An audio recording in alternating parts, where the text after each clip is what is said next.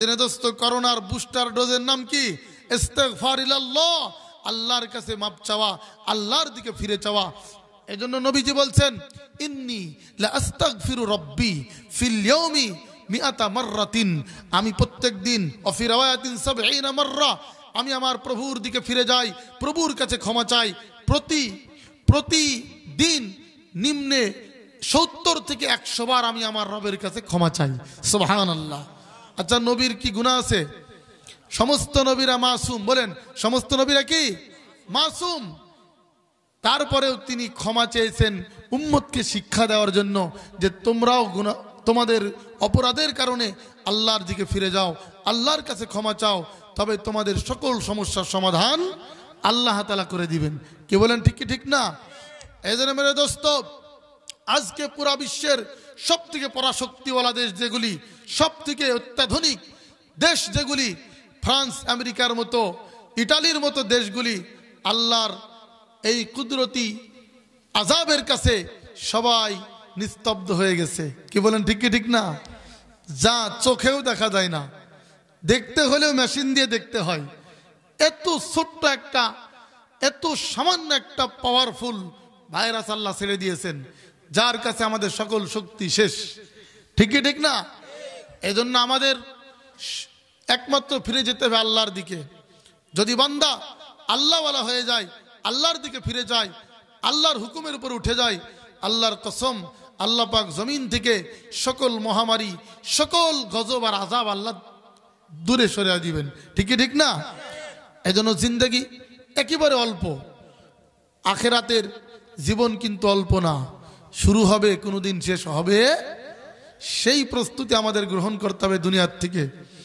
এখান থেকে আমার জীবন যদি গঠন করে যায় দোস্ত, আমার মৌতের সাথে সাথে আসমান থেকে এলান হয়ে যাবে ফেরেশতার মাধ্যমে, হে ফেরেশতারা আলিনু, এলান করে দাও আমার দোস্ত, আমার বন্ধু মারা গেছে, আমার দোস্ত আমার কাছে ফিরে আসবে, আমার হাবিব আমার কাছে আসবে, আমার ফ্রেন্ড আমার মোলাকাতে আসবে। এলান করে দাও। দুনিয়ার প্রাগপুরের মাইকে এলান হওয়ার আগেই আসমানে এলান হয়ে যায়। বলেন সুবহানাল্লাহ।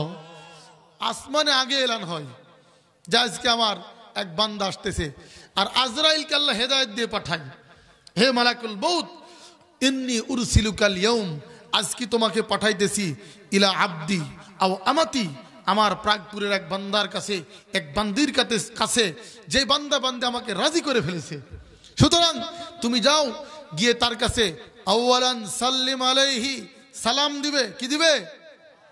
এবং আমিলহু মুআমালাতা উম্মিল হানুন, দরদি মায়ের মতো ব্যবহার করবে। ও আখরিজ রূহাহু কামা তুখরাজু শা'রু মিনাল আজিন, আটার থেকে যেমন চুল বের করা হয়, আমার দোস্ত রুহুটা এরকম স্লো পজিশনে বের করো। সুবহানাল্লাহ। খুবই আস্তে করে বের করো, যেন সে টেরি না পায়। এবং শোনো শোনো, তুমি একা যেও না, তোমার সাথে 500 ফেরেশতার বহর নাও। সুবহানাল্লাহ। যেমন দুনিয়াতে আমাদের এদিকে যদি প্রাগপুরে বাদশাহ এমপি সাহেব আসে, তাহলে তার সামনে পিছে প্রোটোকল থাকে, থাকে কি থাকে না? তো ফেরেশতা মালাকুল মউত একা আসে না, ওই বান্দা বান্দিকে নেওয়ার জন্য 500 ফেরেশতার বহর নিয়ে আসে। সুবহানাল্লাহ। আর জান্নাত থেকে আল্লাহ পাক হেদায়েত দিয়ে দেন, নির্দেশনা দিয়ে দেন, খুজ তস্তাম মিন যাহাবিন, জান্নাতের স্বর্ণের প্লেট নাও এবং রুমাল নাও, খিরকাতাম মিন হারিরিন, রেশমের রুমাল নিয়ে যাও।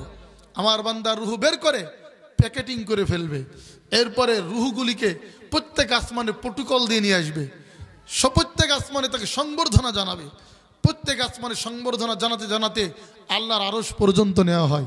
সুবহানাল্লাহ। এরপরে আল্লাহ পাক রব্বুল আলামিন ইল্লিনের মধ্যে তাকে জায়গা করে দেন। ইল্লিন হলো দোস্ত মুমিনদের রুহু থাকার জায়গা। সুবহানাল্লাহ। মউতের পরে আখিরাতের কিয়ামতের আগ পর্যন্ত যে যুগ, এই যুগটার নাম হলো বরজখ। কি নাম বলেন? আল্লাহ তাআলা কোরআনে বলেছেন অমিন ওয়ারাইহিম বারযাখুন, অমিন ওয়ারাইহিম বারযাখুন ইলা ইয়াউমি ইউবআসুন। আল্লাহ তাআলা বলেন তোমাদের মৃত্যুর পরে কবর থেকে উঠার আগ পর্যন্ত যেই জগতে তোমার রুহটা অবস্থান করবে এই জগতের নাম হলো আলমে বরজখ। এর শাব্দিক অর্থ হলো পর্দা। এই পর্দার জগতের মধ্যে এটাকে আমি তর্জমা করি স্যাম্পল জগৎ। কি জগৎ বলেন? নমুনার জগৎ। যেমন নাকি দোকানে গোডাউনে মাল থাকে আর সামনে একটা ছোট্ট স্যাম্পল থাকে, কি বলেন? ঠিকই ঠিক না? নমুনা দেখায়, মাল কিন্তু আসল গোডাউনে আছে। ঠিক এরকম ভাবে দোস্ত, আমরা যখন মারা যাব, যারা জান্নাতি তাদের রুহগুলি জান্নাতের স্যাম্পল এরিয়া, জান্নাতের স্যাম্পল বাগান, জান্নাতের এরকম নমুনার বাগান ইল্লিন নামক জায়গায় থাকবে। বলেন সুবহানাল্লাহ।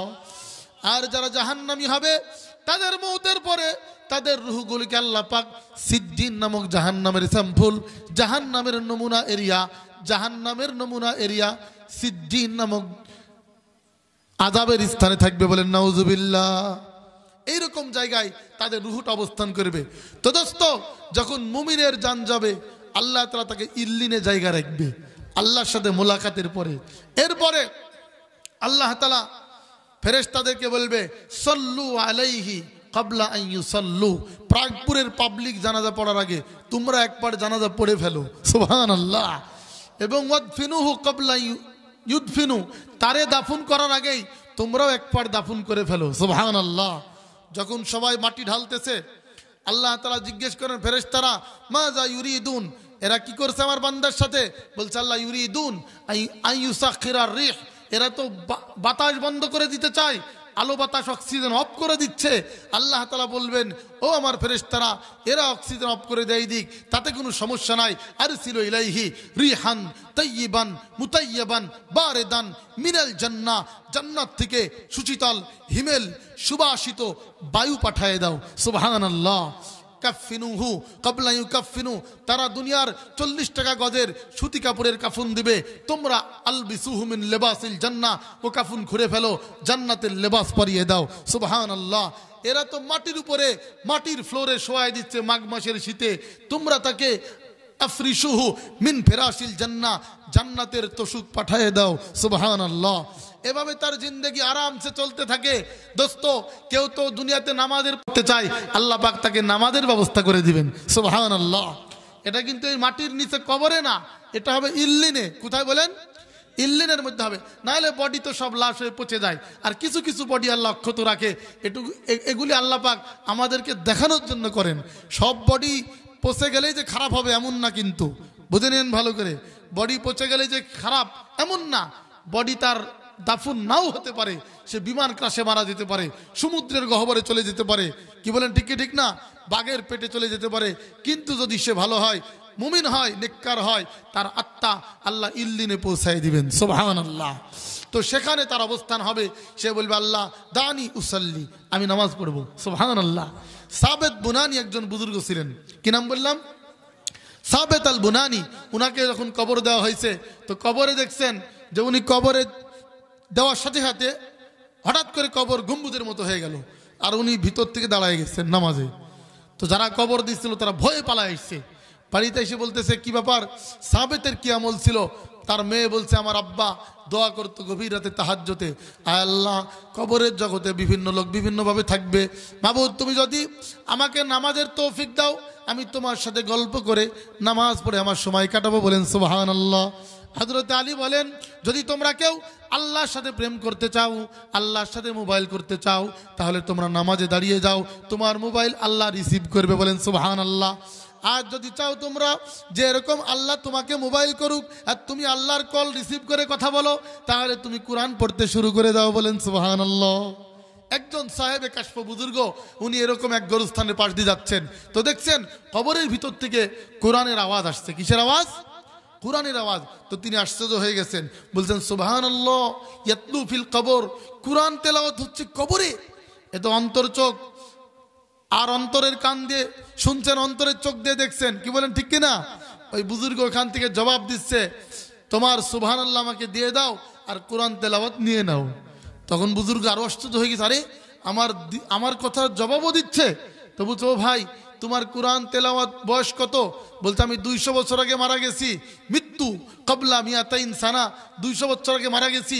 আল্লাহকে বলেছি, আল্লাহ কোরআন পড়তে ভালো লাগতো আমার দুনিয়াতে, তোমার সাথে গল্প করে সময়টা কাটায়, এই জন্য আল্লাহ আমাকে সুযোগ দিয়েছে। তবে শুনে রাখো, তোমার সুবহান আল্লাহর বিনিময়ে জান্নাতে একটা গাছ হয়ে গেছে, আর আমার 200 বছর তেলাওয়াতের বিনিময়ে 0% সওয়াব হয় নাই।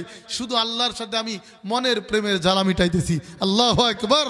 এদের দোস্ত, হায়াতাকা কাবলা মৌতিক, এই হায়াতকে কদর করতে হবে মৌতের আগে, ঠিক কি ঠিক না? এর প্রত্যেকটা সময় আমাদের জন্য আখিরাতের জন্য বহুত বড় পুঁজি আর কামাই, ঠিক কিনা বলেন?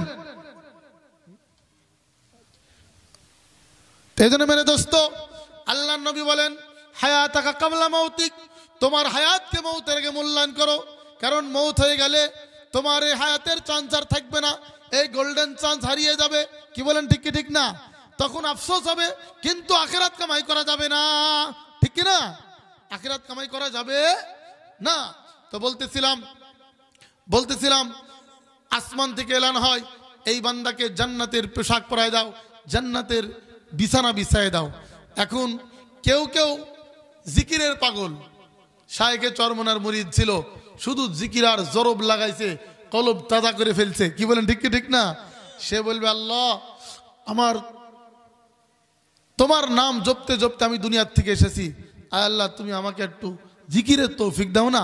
তো আল্লাহ তাআলা বলবেন, নাও হাজারি দানা তসবি নিয়ে এখানে তুমি তোমার জিকির করতে থাকো।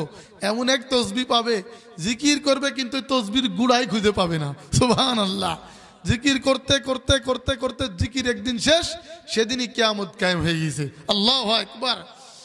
আর কিছু লোক এরকম হবে যারা দুনিয়ার সৌন্দর্য, নারীর সৌন্দর্যের পিছনে ছুটে নাই, আখিরাতের সৌন্দর্যের পিছনে ছুটছে, হুরদের সৌন্দর্যের পিছনে জীবনকে কাটাইছে। তাদের জন্য আল্লাহ পাক একটা জান্নাতের গার্লফ্রেন্ড পাঠাই দিবে। সুবহানাল্লাহ। এদের তো দাফন হওয়ার পরে সল জব হয়ে গেছে, ইল্লিনে রুহু চলে গেছে, ওখানকার বডিতে সেট আপ হয়ে গেছে, একজন সুন্দরী বিদুষী মহিয়সী রূপসী কন্যা চলে আসছে। আসার পরে বলছে, তুমিয়া হাবিবার রহমান, ঘুমাইলে কাম হবে, ওঠেন একটু গল্প করি, তোর সাথে গল্প হবে। গল্প করতে করতে এক পর্যায়ে বলবে, তোমার গলার এই মুক্তার দানাগুলি, মালাটা খুবই ভালো লাগছে। বলে, আচ্ছা না, এরকম ভাবে মালাটা দেখো, মন ভরে দেখো, প্রাণ ভরে দেখো। তো দেখতে গিয়ে ছিঁড়ে যাবে, যখন ছিঁড়ে যাবে এই জান্নাতি আফসোস করবে, আপনার মালাটা ছিঁড়ে গেল। বুঝে, আরে দোস্ত কোনো আফসোস করতে হবে না, না তুমি আর আমি গল্প করতে থাকি আর এরকম মালাটা গাঁথতে থাকি, আর এদিকে মালা গাঁথতে থাকবে, আমার মনে হয় ফেরেশতা মালা ওদিক থেকে ছিঁড়তে থাকবে, এজন্য গাঁথাই পুরা হবে না। যেদিন গাঁথা শেষ হবে সেদিনই ইসরাফিলের ফুৎকার হবে। আল্লাহু আকবার। তখনই ইসরাফিলের ফুৎকার হবে, আর ফেরেশতা এসে বলবে, কুম ইয়া ওয়ালি আল্লাহ, আল্লাহর দোস্ত উঠেন, মালা গাঁথাগাঁথি সারেন, ওদিকে জান্নাতে আরশের নিচে আপনাদের ভিআইপি মেহমানদারি অপেক্ষা করছে। সুবহানাল্লাহ। তো তারা বলবে, আমাদের গল্পই শেষ হলো না, আর তোমরা এখানে চলে আসলা, দেখেন না পার্কে অল্প শর্ট টাইমে গার্লফ্রেন্ড নিয়ে গেছে। তো তাড়াতাড়ি পার্ক থেকে বের হইতে মনেই চাচ্ছে না যুবকের। লাস্টে অনেকে দুনিয়াতে এই যে কক্সবাজারে গিয়েছে, মহিলার দিক তাকাইছে আর এরকম ভাবে হিল খুলে কিল মারিছে, ঠিক ঠিক না? তো এই জন্য এটা তো এরকম না, এটা তো জান্নাতের পার্ক হবে, জান্নাতের গার্ডেন হবে। বলেন সুবহানাল্লাহ। এরপরে আরেক ধরনের লোক হবে যারা ইবাদত করতে করতে ক্লান্ত শ্রান্ত বদন, ঘুমাইতেই পারেনি দুনিয়াতে। তো তাদেরকে বুখারীতে রাওয়ায়াত আসছে, এ ধরনের লোকদেরকে বলা হবে, নাম কা নৌমাতিল আরুস, আজকে তুমি ঘুমিয়ে যাও, ঘুমিয়ে যাও, মন মতো ঘুম পাড়ো, টানা ঘুম দিবে, সকালই হবে না এই ঘুমের। ফেরেশতা এসে বলবে, কুম বিজনিল্লাহ, উঠেন, এত ঘুম পাড়লে হবে, আপনার জন্য জান্নাতের নাস্তা রেডি, ব্রেকফাস্ট হবে আপনার আরশের নিচে। সুবহানাল্লাহ। তো ঘুম থেকে উঠলে ক্ষুধা লাগে, লাগে কি লাগে না? আরো তো লম্বা ঘুম, হাজার হাজার হাজার হাজার বছর ঘুমাইছে। তো বলবে, আচ্ছা নাস্তার মেনু কি? তোমরা আবার প্রাগপুরের ডাল পরোটা দিবা না তো? এই কাম কিন্তু আমি খাবো না, এই সমস্ত খানা, আমাকে ভিআইপি নাস্তা দেওয়া লাগবে। ফেরেশতা বলবে, দোস্ত মিন কাবিদি সামাকিল জান্নাহ, জান্নাতের মাছের কলিজা, অমিন খুবজিল জান্নাহ, আর জান্নাতের রুটি তোমার নাস্তার মেনু। সুবহানাল্লাহ। শুনে তো এরকম ভাবে তার লাল চলে আসবে, বলবে আচ্ছা জলদি পাজারো, হুন্ডা, ইয়ামাহা, পালসার কিনে আসবে, নিয়ে আসো। বলছে চলো তোমাকে আমি জান্নাতের গাড়িতে নিয়ে যাব। সুবহানাল্লাহ। আরো সে নিচে চলে গেছে। মেরে দোস্ত, ওইখানে রব খোদ নিজ হাতে খানা খাওয়াবে। আল্লাহু আকবার। প্রথমে ফেরেশতা নিয়ে আসবে খানা, ফেরেশতা নিয়ে আসবে, ফেরেশতা নিয়ে আসবে, হুরেরা নিয়ে আসবে। কিন্তু এই জান্নাতীরা বলবে আল্লাহ এখানে আমরা খাবো না। আল্লাহ তাআলা বলবেন কি ব্যাপার, খানায় কম পড়লো কি না? তো বলছে আল্লাহ একটু কমই পড়েছে। কি পড়েছে দোস্ত? জান্নাতের খানার মধ্যে কম পড়লে সেটা জান্নাতের খানা হয় না, কিন্তু একটা জিনিস কম আছে। আমার আল্লাহ প্রেমের খেলা খেলবেন, বলবো ও জান্নাতীরা কি খানা কম আছে বলো। এবার জান্নাতীরা বলবে আল্লাহ গো তুমি ওয়াদা দিয়েছিলেন নবীর মাধ্যমে, উলামায়ে কেরাম প্রাকপুর গরুস্থানে শোনাইছিল, আমরা ওই ওয়াদে শুনেছিলাম। আমাদেরকে জুমার দিনে শোনাইতো, তবলিগের মুরব্বীরা শোনাইতো, পীর সাহেবরা শোনাইতো, ওলামায়ে কেরাম শোনাইতো, মাদ্রাসার হুজুররা শোনাইতো যে তুমি নাকি সব ইবাদতের মূল্য, তুমি সব ইবাদতের প্রতিদান তুমি ফেরেশতা এবং হুর দিয়ে দিবা, কিন্তু একমাত্র ইবাদত আছে রোজা। as-sawmuli ওয়া আনা আজজি বিহি, রোজার প্রতিদান নাকি তুমি নিজ হাতে দিবা। বলেন সুবহানাল্লাহ। ও আল্লাহ, জান্নাতের খানার মধ্যে কোনো কম পড়ে নাই, কিন্তু তোমার কুদরতি হাতখানা দেখছি না, এই কমটা পড়েছে। আল্লাহ তুমি যদি নিজ হাতে খানা না দাও আমরা এই খানা খাবো না। আল্লাহু আকবার। এবার আল্লাহ তাআলা বলবেন ও জান্নাতীরা বসো, এবার তোমাদেরকে আমি একসাথে এক হাতে এট এ টাইম নাস্তা করাবো। সুবহানাল্লাহ। আল্লাহ যখন নাস্তা দিবেন তো আল্লাহর কুদরতি হাত দেখে হা করে 500 বছর চলে যাবে। আল্লাহ তাআলা 500 বছর পরে বলবেন ওয়া মা দস্তরা ইমজাগু আহবাবি কুলু ওয়াশরাবু হানিআম বিমা আসলাফতুম ফিল আইয়ামিল খালিয়া। বহু কষ্ট করে আসছে এখানে, আজকে তোমার পিছনের জীবনের বিনিময়ে আজকে আরাম করে খাওয়ার পান করো। আতিকুম কুল্লা ইয়াউমিল জুমুআ, আমি প্রত্যেক জুমার দিন নিজেই তোমাদেরকে ময়দানে মসজিদে দেখা করব। সুবহানাল্লাহ। ওই অডিটোরিয়ামের নাম হবে কি, ওই মিল্লাতের নাম হবে কি, ওই গ্যালারির নাম হবে ময়দানে মসজিদ। কি হবে বলেন? ময়দানে মসজিদ। এই ফিল্ডে আল্লাহ দেখা করবেন প্রত্যেক জুমার দিন, আল্লাহ নিজে তার কুদরতি চেহারা দেখাবেন। সুবহানাল্লাহ। ওইখানে দোস্ত আল্লাহর কুদরতি চেহারা দেখার সঙ্গে সঙ্গে আমাদের চেহারার নূর আরো বেড়ে যাবে। 500 বছর কেটে যাবে আল্লাহর চেহারা দেখতে দেখতে, আর নিজেদের চেহারার মধ্যে নূর চলে আসবে। সাহাবায়ে কেরাম বলছেন ইয়া রাসূলুল্লাহ আল্লাহকে দেখতে আবার ভিড় টিড় হবে না তো? নবীজি বলছেন আরে তোমরা লাইলাতুল বদর 14 তারিখের রাতে কাইফা তারাউনাল কামার, চাঁদ দেখতে কি কোনো চশমা লাগানো লাগে না ভিড়ে ঠেলাঠেলি লাগে? সাহাবায়ে কেরাম বলছেন হুজুর কই কোনো ঠেলাঠেলি লাগে না, যে যেখানে থাকে 5 তালা 10 তালা সবাই সমানভাবে 14 তারিখের পূর্ণিমার চাঁদ দেখে। ঠিক কি ঠিক না? আমার রবকেও আমরা ওরকম দেখবো যেমন নাকি চাঁদ দেখতে ভিড় লাগে না। আল্লাহু আকবার। এরপরে দোস্ত জান্নাতীদের চেহারা তো আরো নূর বেড়ে গেছে, আমার মতো কালো আফ্রিকান থাকবেন না, সেদিন হবে মজার চেহারা, একদম ইউসুফ আলাইহিস সালামের মতো। ঠিক কি ঠিক না? সবার চেহারা ইউসুফ নবীর মতো। এরপরে আবার আল্লাহর নূরের ছাপ পড়ে আরো বেড়ে যাবে। এরপরে নিজ নিজ ঘরে আসছে, বিবিরা অপেক্ষা অধীর হয়ে আছে, কি ব্যাপার স্বামীরা হারাই গেল নাকি? কিন্তু অনেক বছর পরে যখন নাকি স্বামীরা আসছে, নিজ নিজ স্বামীকে চিনতে অনেক তাক লেগে যাবে। এতদিন কোথায় ছিলে তোমরা? বলছে আমরা ছিলাম আল্লাহ পাককে দেখার গ্যালারিতে ছিলাম। সুবহানাল্লাহ। কি ব্যাপার এত সুন্দর হইলা কেমনে? কোন বিউটি পার্লারে সাজলা? বলছে না না, আমরা তো আল্লাহর দিদারের পার্লারে ছিলাম। সুবহানাল্লাহ। এরপরে দোস্ত এইরকম জায়গায় কারা থাকবে আগে?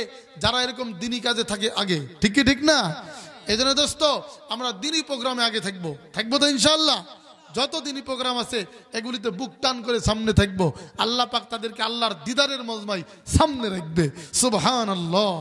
তো বলতেছিলাম এইরকম সেখানে নাস্তা শেষ, ব্রেকফাস্ট, এবার জান্নাতে হবে তাদের লাঞ্চ, দুপুরের খানা। আল্লাহু আকবার। আল্লাহ তাআলা বলবেন জান্নাতীদেরকে হাল রাদিতুম, তোমরা কি রাজি হয়েছো? বলবে আল্লাহ রাজি না, রাজি হয়েছি, যা চেয়েছি তাও পেয়েছি, কল্পনাগুলি আমরা পেয়ে গেছি এখানে। আল্লাহু আকবার। আল্লাহ তাআলা বলবেন আহুল্লু আলাইকুম রিজওয়ানি, আমার সন্তুষ্টি তোমাদেরকে দিয়ে দিলাম, ফালা আসখাতু আবাদা, আর জীবনে আমি কোনোদিন তোমাদের উপর নারাজ হব না। আল্লাহু আকবার। এই কথা শোনার পরে জান্নাতীরা সব থেকে বেশি পাগল হয়ে যাবে, সব থেকে বেশি খুশি হয়ে যাবে, কারণ আল্লাহ পাকের দিদার, আল্লাহ পাকের রাজি রেজামন্দি, হৌর গেলমান जितने नेमत हाय तू सबसे बढ़कर नेमत दीदार तू। আল্লাহ হুর গেলেমান এগুলি তো ছোট নিয়ামত, কিন্তু তোমাকে দেখবো আর তোমার দিদার, তোমার দর্শন এবং তোমার সাথে কথোপকথন আর তোমার সন্তুষ্টি, এটা সবথেকে বড় নিয়ামত, সবথেকে বড় নিয়ামত। তো আল্লাহ তাআলা বলবেন, হে জান্নাতীরা শোনো শোনো শোনো শোনো, আজকে তোমাদের উপর রাজি হয়ে গেলাম আর সুসংবাদ দিলাম, মৃত্যুকে একটি কাবসা দুম্বার আকারে নিয়ে আসা হবে, আল্লাহ নিজে জবাই করে দিবেন কুদরতি হাতে, আর বলবেন আন্নাকুম ফিহা তাহইয়াউন, এই জান্নাতে চিরকাল বেঁচে থাকবা, ফালা তামুতুনা আবাদা, কোনোদিন তোমাদের মৌত হবে না।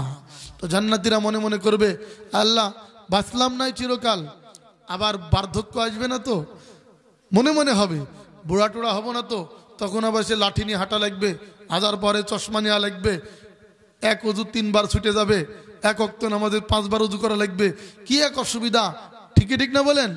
আল্লাহ তাআলা বলবেন আন্নাকুম ফিহা তাশিব্বুন, তোমরা এখানে চিরযৌবন থাকবে, ফালা তাহরামু আবাদা, ও জান্নাতীরা কোনোদিন তোমরা এখানে বার্ধক্য পরিণত হবে না, বলেন সুবহানাল্লাহ। কোনোদিন বুড়াবুড়ি হবে না। মনে মনে হবে আল্লাহ তা না হয় হলো, আবার দুনিয়াতে কত রোগ শোক, করোনার আক্রমণ, ওমিক্রনের আক্রমণ, ডেল্টা ভ্যারিয়েন্টের আক্রমণ, আর ডায়াবেটিস, সিফিলিস, গনোরিয়া, এই সমস্ত ফিস্টুলা, এগুলি আমাদের হবে না তো, মনে মনে হবে। আল্লাহ জবাব দিবেন আন্নাকুম ফিহা তাসিহুন, এখানে তোমরা চির সুস্থ থাকবে, ফালা তামরাজু আবাদা, কোনোদিন তোমাদের অসুখ স্পর্শ করবে না, বিমার তোমাদের হবে না, অসুস্থ তোমরা হবে না, হাসপাতালে ভর্তি হওয়া লাগবে না।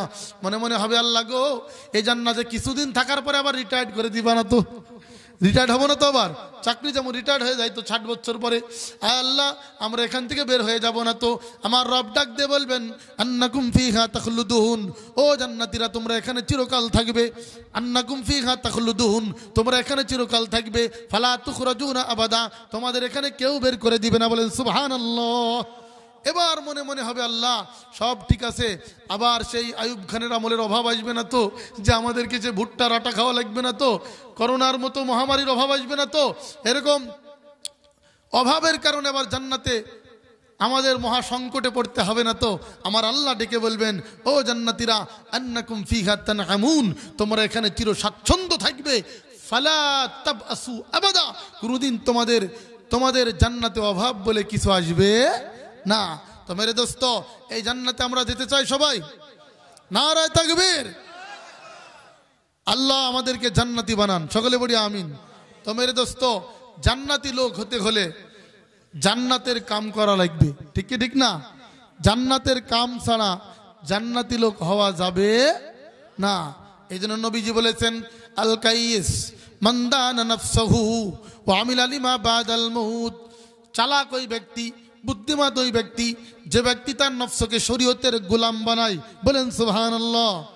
তার জিন্দগির চাওয়াকে রব চাহি জিন্দগি বানায়, আমার রব যেরকম চায়, আল্লাহ যেমন চায়, আমি সেরকম বানাবো আমার জীবনকে, ঠিকই ঠিক না?